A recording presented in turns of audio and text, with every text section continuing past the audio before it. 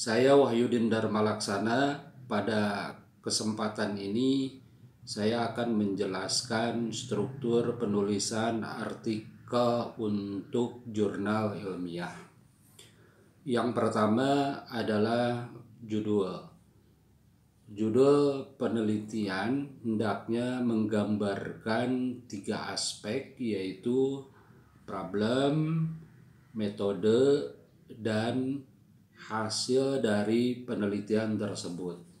Contoh, rehabilitasi niat dengan metode terapi untuk keberhasilan belajar. Setelah judul, kita masuk ke abstrak. Abstrak itu terdiri dari komponen. Pertama, tujuan penelitian. Biasanya ditulis dengan kalimat seperti ini.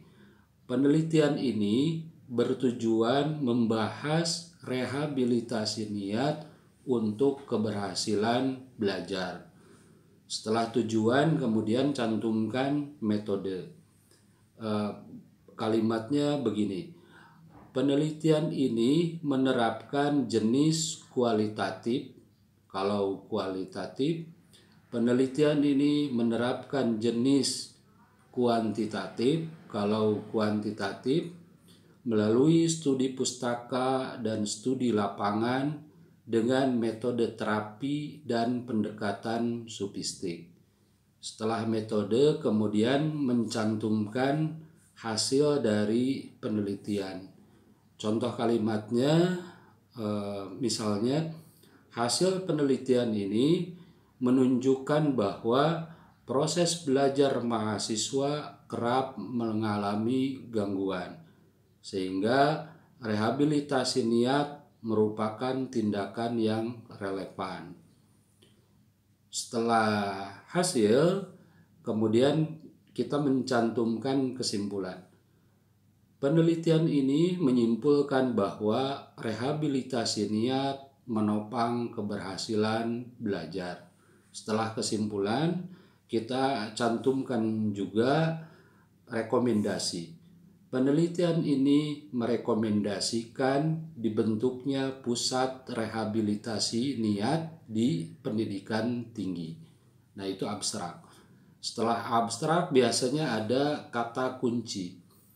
Kata kunci dari contoh pembahasan yang barusan, minimal 3 kata kunci, maksimum 5 kata kunci.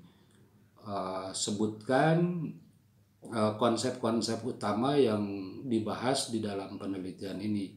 Terkait dengan contoh tadi, berarti bisa aja di situ dicantumkan belajar, kemudian mahasiswa, niat, dan rehabilitasi. Kata kunci ini distrukturkan berdasarkan alfabet. Huruf A dulu, huruf B, huruf C, dan seterusnya. Sekarang kita masuk ke pendahuluan. Pendahuluan diawali dengan paragraf pertama, yakni latar belakang dan masalah. Nah, di kalimat pertama ini langsung to the point, pada fokus atau pada problem. Misalnya kalimat pertamanya seperti ini.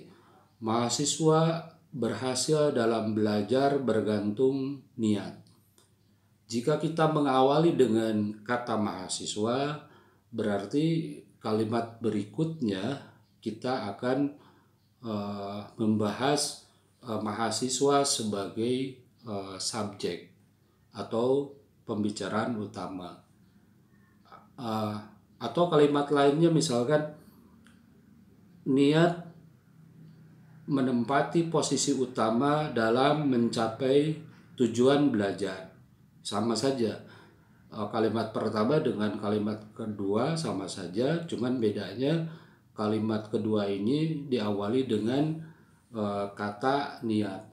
Berarti kita akan membicarakan niat sebagai subjek atau titik berangkat.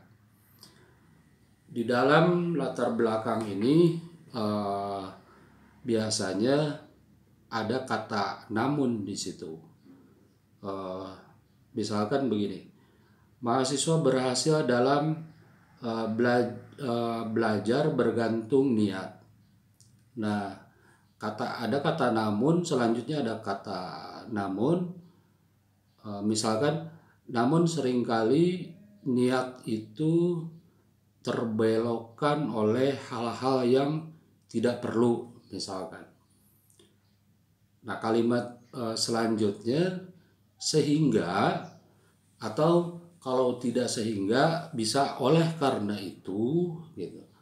Oleh karena itu dibutuhkan rehabilitasi niat dalam proses belajar untuk mencapai keberhasilan. Itu intinya itu. Jadi kalimat pertama, kemudian ada namun, dan selanjutnya sehingga atau oleh karena itu. Nah, bisa aja paragraf itu diperkaya dengan sumber-sumber rujukan, dengan referensi, dengan bukti-bukti. Misalkan kalimat pertama, mahasiswa berhasil dalam belajar bergantung niat. Nah, kita bisa mencari sumber referensi yang mendukung pernyataan itu.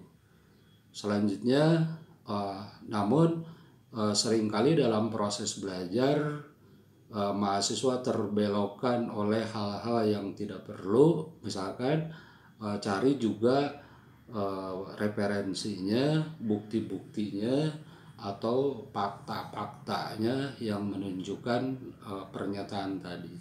Oleh karenanya dibutuhkan rehabilitasi niat. Nah, itu cukup latar belakang dan masalah itu cukup satu paragraf seperti itu.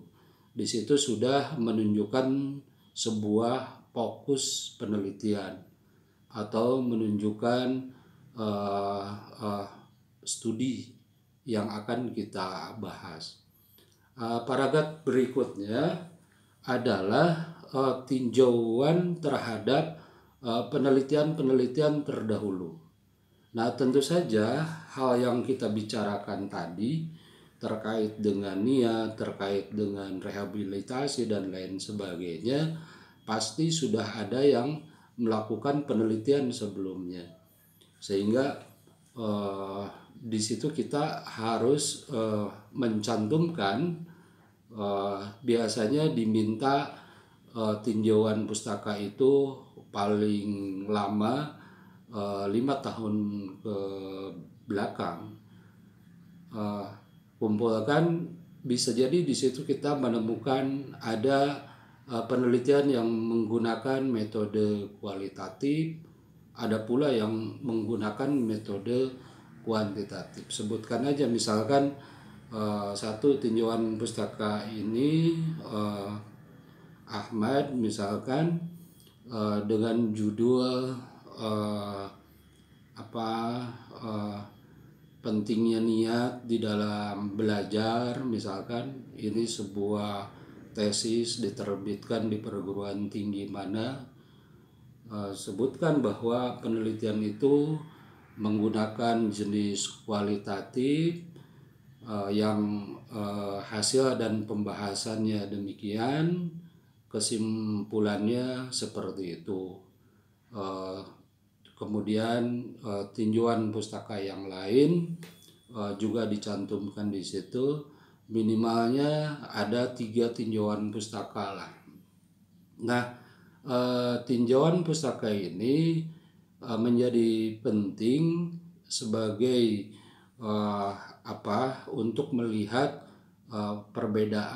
perbandingan antara penelitian yang akan kita lakukan dengan penelitian yang telah ada sebelumnya. Bisa aja kita menolak temuan-temuan atau gagasan-gagasan penelitian sebelumnya, bisa juga kita di situ mendukung penelitian sebelumnya dalam arti ingin melanjutkan, atau bisa aja kita mensintesis penelitian tersebut atau menggabungkan penelitian tersebut menjadi sesuatu hal yang baru. Itu paragraf kedua ya, tentang tinjauan pustaka. Nah, selanjutnya paragraf yang ketiga, di situ kita akan membuat sebuah kerangka berpikir. Tinjauan pustaka tadi itu bermanfaat bagi kita selain untuk melihat posisi penelitian kita, apakah mendukung, menolak, dan mensintesis, juga penting untuk menemukan konsep-konsep kunci yang akan digunakan di dalam kerangka berpikir penelitian ini. Nah, kerangka berpikir sendiri adalah alur secara garis besar tentang perjalanan penelitian yang akan kita lakukan.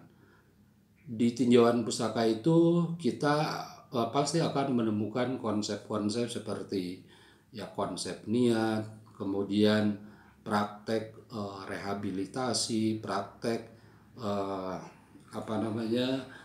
terapi dan lain sebagainya, atau mungkin juga teori yang dikemukakan oleh para ilmuwan dan lain sebagainya, dirangkai dalam menyusun sebuah kerangka berpikir. Setelah kerangka berpikir, ini masih di dalam pendahuluan, kemudian kita masuk ke bagian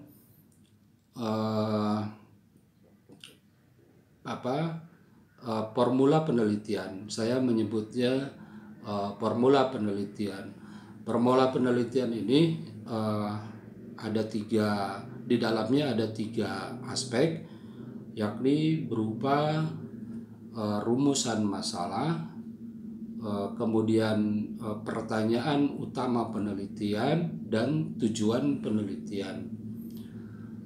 Rumusan masalahnya awali dengan kata terdapat. Misalkan terdapat rehabilitasi niat di dalam proses belajar untuk mencapai keberhasilan. Itu selanjutnya pertanyaannya dari rumusan itu pasti dia mengandung satu pertanyaan, bagaimana rehabilitasi niat dalam proses belajar untuk mencapai keberhasilan. Otomatis tujuannya juga masih diturunkan dari pertanyaan tadi, yakni bagaimana rehabilitasi, itu pertanyaannya bagaimana rehabilitasi, dan nanti tujuannya adalah penelitian ini bertujuan membahas rehabilitasi niat dalam proses belajar siswa untuk mencapai keberhasilan. Itu sampai di situ pendahuluan dalam sebuah artikel ilmiah. Yang selanjutnya metode penelitian. Beberapa jurnal itu mencantumkan menghendaki metode penelitian terpisah dengan pendahuluan, tetapi beberapa jurnal juga menyatukan antara pendahuluan dengan metode penelitian. Dalam hal ini tidak terlalu penting apakah metode penelitian itu terpisah dengan pendahuluan atau bersatu dengan pendahuluan. Yang terpenting dalam sebuah artikel itu dipastikan harus ada bagian dari metode penelitian. Dalam kasus tadi Ya, metode penelitian ini fokus misalkan pada penelitian jenis kualitatif ya. Metode penelitian ini menerapkan jenis kualitatif dengan melalui studi pustaka dan studi lapangan dan pendekatan eh, dengan metode terapi dan pendekatan sofistik. Misalkan seperti itu. Karena tadi itu ada lapangan, bisa aja lapangannya merupakan sebuah kasus di perguruan tinggi tertentu. Karena studi lapangan berarti sebutkan pula bahwa peneliti dalam hal ini terjun ke lapangan dengan melakukan tiga hal misalkan, yakni pengamatan, dokumentasi, dan wawancara. Itu cukup metode penelitian seperti itu cukup. Yang pasti metode penelitian itu adalah sebuah skenario bagaimana kita melaksanakan sebuah penelitian yang sejalan tadi dengan rumusan masalah, dengan pertanyaan penelitian, dan selanjutnya tujuan penelitian. Berikutnya adalah bagian hasil dan pembahasan. Bagian hasil dan pembahasan ini biasanya agak sedikit berbeda ya antara jenis penelitian kuantitatif dengan jenis penelitian kualitatif. Yang jenis penelitian kuantitatif itu biasanya dibagi dua. Yang pertama hasil, yang kedua pembahasan atau diskusi ya. Tetapi kalau penelitian kualitatif itu terkadang disatukan antara hasil dengan pembahasan. Jadi langsung pada pembahasan. Nah, di bagian pembahasan ini berarti kita akan menjawab pertanyaan penelitian yang dijanjikan di bagian pendahuluan tadi. Di pembahasan ini kita pastikan apakah pertanyaan penelitian sudah terjawab atau belum. Kemudian juga kita pastikan rumusan masalah tadi yang diawali dengan terdapat rehabilitasi niat dalam proses belajar untuk keberhasilan siswa. Nah, rumusan ini dibuktikan di bagian hasil dan pembahasan ini apakah rumusan tersebut sudah terbukti atau belum. Yang selanjutnya juga ukuran dari hasil dan pembahasan ini adalah apakah pembahasan ini telah sampai pada tujuan penelitian yang ditetapkan tadi di bagian pendahuluan. Bagian hasil dan pembahasan ini bisa disebut juga sebagai sebuah diskusi atau dialog antara jawaban, kemudian pertanyaan, kemudian kerangka berpikir, tujuan, dan tinjauan pustaka. Tinjauan dalam arti tinjauan pustaka ini membandingkan, di bagian pembahasan ini kita membandingkan antara temuan-temuan sebelumnya dengan temuan yang kita dapatkan di dalam pembahasan ini.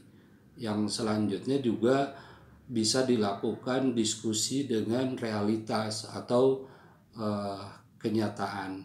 Jadi di situ merupakan sebuah dialog, merupakan sebuah diskusi dari pembahasan yang kita tawarkan sebagai manifestasi atau temuan dari penelitian kita. Selanjutnya adalah kesimpulan. Kesimpulan ini atau simpulan ya, bukan pengulangan dari bagian pembahasan, melainkan sebuah natijah atau sebuah hasil akhir dari penelitian. Misalkan tadi bahwa di bagian pembahasan kita akan menunjukkan di mana proses belajar akan sangat bergantung pada niat. Juga akan menjelaskan bahwa niat dalam belajar itu sering terganggu oleh hal-hal yang tidak perlu. Kemudian oleh karenanya perlu dilakukan sebuah rehabilitasi. Di kesimpulan ini ditemukan atau dihasilkan natijah yang menyatakan bahwa hasil dari rehabilitasi terhadap niat mahasiswa dalam proses belajar signifikan. Misalkan seperti itu. Itu simpulan. Dalam simpulan ini juga sertakan di situ manfaat hasil penelitian atau kegunaan hasil penelitian. Manfaat penelitian ini untuk apa? Kalau kegunaan penelitian nanti untuk digunakan untuk siapa? Yang pasti sampaikan di situ implikasi manfaatnya atau kegunaannya. Selain manfaat, masih di bagian kesimpulan ini juga cantumkan sebuah keterbatasan penelitian. Sebuah penelitian pasti akan memiliki keterbatasan, ya. Bisa aja kalau penelitian sejarah terbatas dari sisi tahun, kemudian dari penelitian tadi juga misalkan terbatas hanya menggunakan jenis penelitian kualitatif. Nah, pada akhirnya kita akan membuka ruang bagi penelitian selanjutnya, sehingga dibutuhkan penelitian yang lebih komprehensif, integral, dan mendalam misalkan. Terus cantumkan juga rekomendasi bahwa penelitian ini merekomendasikan dibentuknya sebuah pusat rehabilitasi niat di pendidikan tinggi. Terakhirnya adalah referensi. Cantumkan seluruh referensi yang dikutip di dalam artikel kita, dan jangan sampai kita mencantumkan referensi yang tidak dikutip di dalam artikel kita. Itu saja pertemuan kita kali ini, nanti kita sambung lagi. Terima kasih.